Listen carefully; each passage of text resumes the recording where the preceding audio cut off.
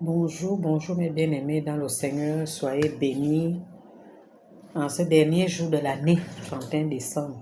Vraiment, nous rendons grâce à Dieu. Nous rendons grâce à Dieu pour tout ce que nous avons traversé durant l'année 2024. Le Seigneur a toujours été avec nous, il nous a toujours soutenus. Pour cela, vraiment, nous lui disons merci, merci. Beaucoup d'entre nous ont perdu des êtres chers, beaucoup d'entre nous ont traversé des situations difficiles, mais notre Seigneur ne nous a pas abandonnés, il nous a toujours accompagnés. C'est pour cela vraiment ces derniers jours, nous disons vraiment merci. Merci pour ce soutien, merci parce qu'il est notre secours, il est notre rempart, il est notre appui. Nous lui disons vraiment merci ce matin pour tout cela, car il ne nous a pas abandonnés un seul instant. Nos frères, nos parents, nos amis, à un moment se sont fatigués, mais le Seigneur est resté avec nous. Il nous a accompagnés. C'est pour cela vraiment, en cette fin d'année 2024, nous disons vraiment merci pour tout ce que nous avons, pour les projets que nous avons pu réaliser et pour les choses que nous n'avons pas pu. Nous lui disons vraiment merci. Nous disons merci pour tout. Merci parce qu'il est bon. Merci parce que c'est lui qui est notre Dieu. Et c'est vers lui que nos regards doivent se tourner. Donc, mes chers frères et sœurs, nous sommes vraiment contents. Nous sommes satisfaits de ce dernier jour du 31 décembre qui est toujours un jour très festif.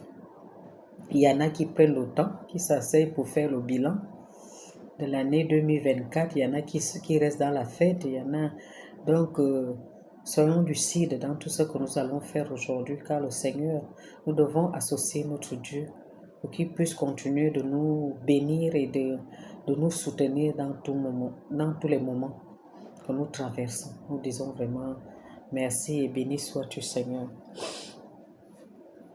Saint-Esprit de Dieu, je t'appelle maintenant afin que toi-même tu viennes vraiment m'assister dans tout ce que je vais dire, parce que c'est toi qui es le meilleur enseignant. Nous avons besoin de tes orientations ces derniers jours de l'année pour que nous puissions vraiment rentrer de plein pied dans l'année 2025.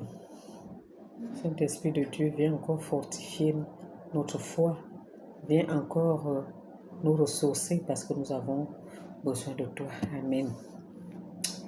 Mes bien-aimés dans le Seigneur, ce matin, je vais parler de la qualité du travail.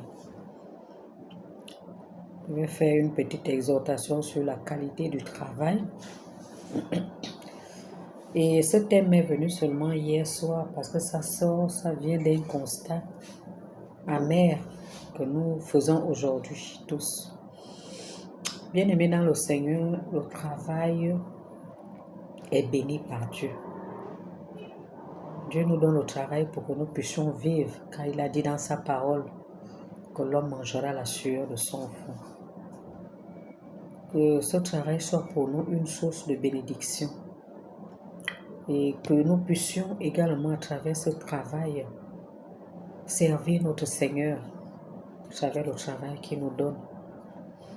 Parce que nous représentons la face extérieure, la face visible de Dieu. Et que tout ce que nous faisons, nous le faisons avec l'appui de notre Seigneur Jésus-Christ. Alors nous bénissons déjà, nous le bénissons encore pour ceux qui travaillent, parce que tout le monde n'a pas eu cette grâce de travailler. Il y en a qui sont dans des administrations, il y en a qui ont des activités, tout cela fait partie du travail. Alors comment nous, en retour, nous agissons lorsque le Seigneur nous accorde cette grâce particulière? Nous oublions très vite les moments douloureux, les nombreuses prières que nous avons adressées à son égard pour avoir du travail.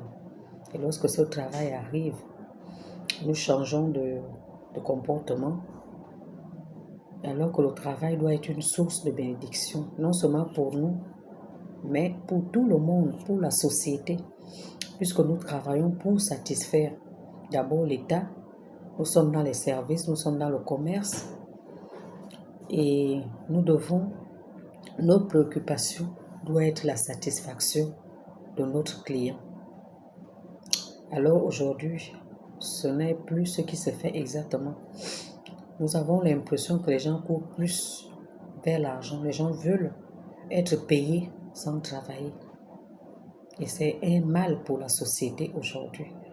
Parce que la qualité du service que nous donnons aujourd'hui n'est pas à la hauteur de ce que nous recevons. Que ce soit en gain, que ce soit même aux yeux de Dieu qui nous a donné ce travail. Donc en fait, le Seigneur nous rappelle aujourd'hui que nous devons bien travailler.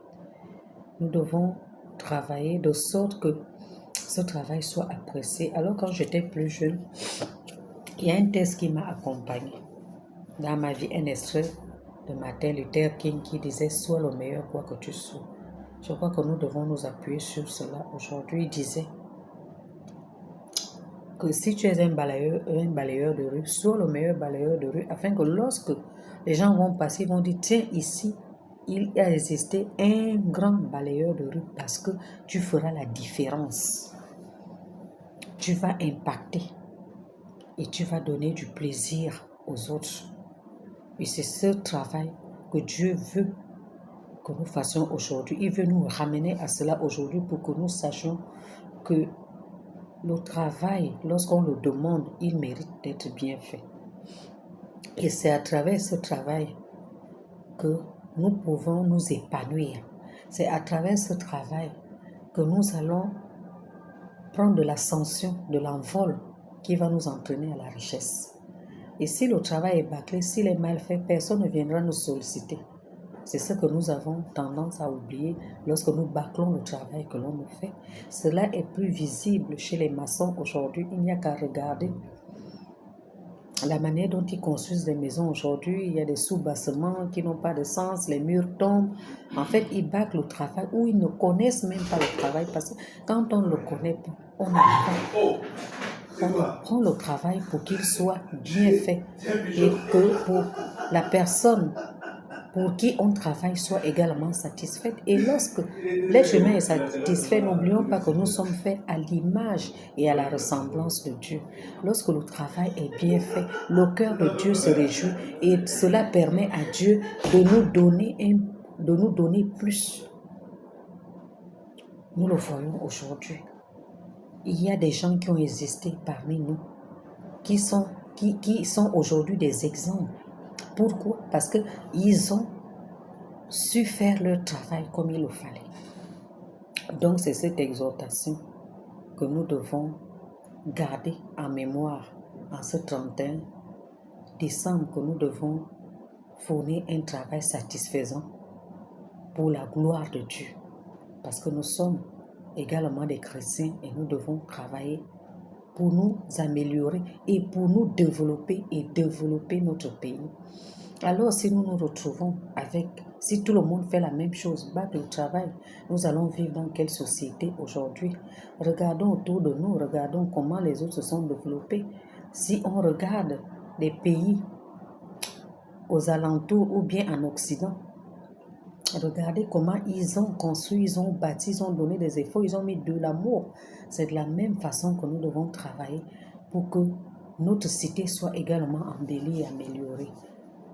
Nous devons apprendre à fournir un travail de qualité pour que nous puissions également être respectés.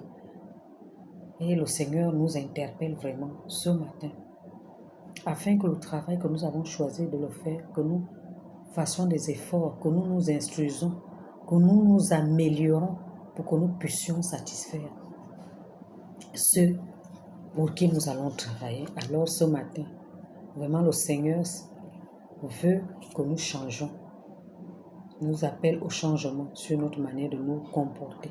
Ne courons pas après l'argent, cherchons d'abord à bien faire le travail qu'il nous a donné. Parce que beaucoup d'entre nous aujourd'hui, sincèrement, ne veulent plus travailler.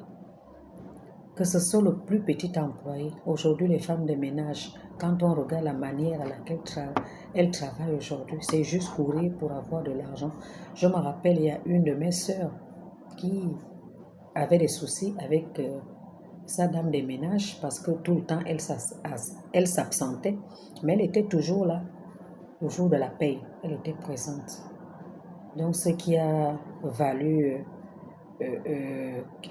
qu'elle lui demande, ce qui a fait en sorte qu'elle lui demande d'arrêter tout simplement. Alors, ce qu'on oublie, c'est qu'il y a des conséquences parce que lorsqu'on vous demande d'arrêter brusquement un travail, ça a des répercussions sur vous d'abord et sur votre famille. Parce que quand on travaille pour nourrir une famille, pour nourrir des enfants, pour se satisfaire. Alors c'est toute une chaîne. Donc mes bien-aimés, le Seigneur nous interpelle aujourd'hui à bien faire notre travail. Il a dit, nous allons manger à la sueur de notre front. Évitons la paresse. Évitons le travail mal fait. Demandons au Seigneur vraiment de nous inspirer. Demandons au Seigneur de nous donner toujours la force pour que nous puissions fournir un travail de qualité. Je vous remercie. C'est ce petit message que j'avais à partager ce matin. Bonne journée.